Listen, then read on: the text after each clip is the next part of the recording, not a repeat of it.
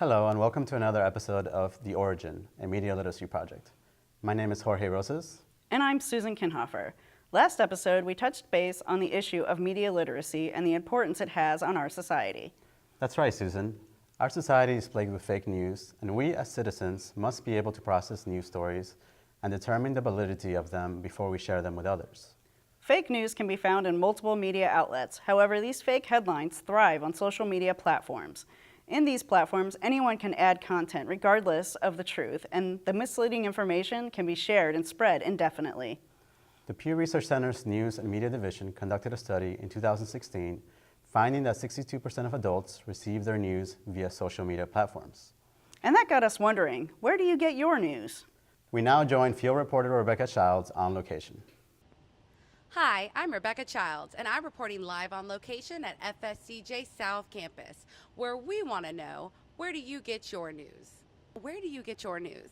Either YouTube, Google, or even Fox News. My phone.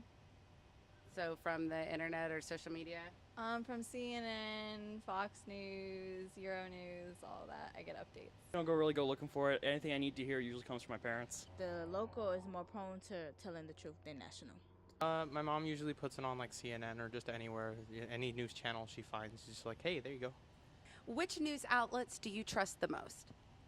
I usually trust either YouTube, Google, or actually Fox News. And never trust Nancy Grace. She's annoying.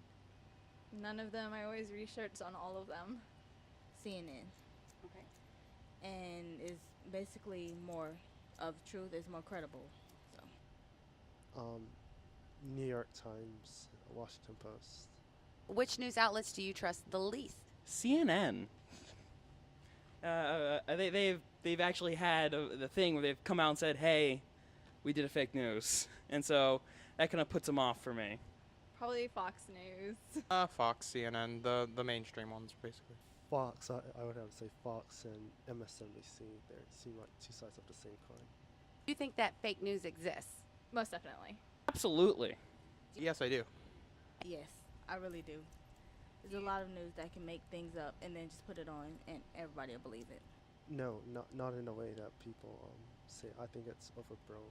At most, there's bias, but not epidemic of fake, like blatantly false stories. Do you think that fake news is a problem? It can be, yes, if you're trying to get out some important information and they like releases like propaganda or anything fake. I do, because for now, people are just believing everything they see, and that's a problem. No, just the problem of biases, and if you're aware of them, you can account for them. Okay. Have you ever been guilty of sharing fake news? Oh, probably. Probably everybody is. Most definitely. Depends.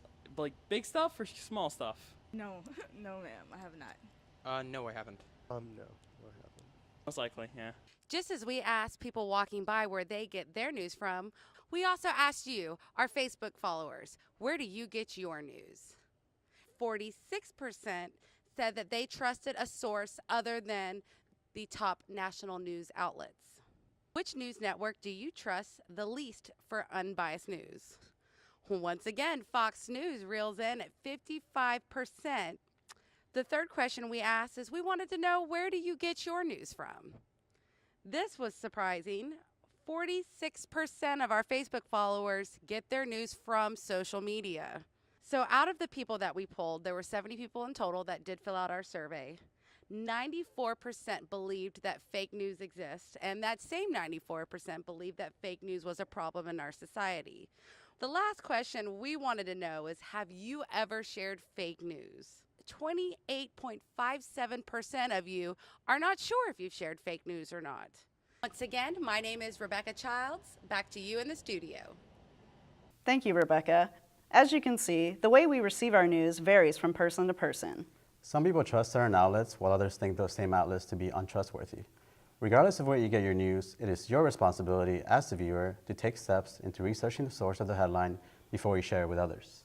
If we took a few minutes to research what we read and to discover the truth before we share those headlines, we could cut the amount of fake news circulating our media platforms.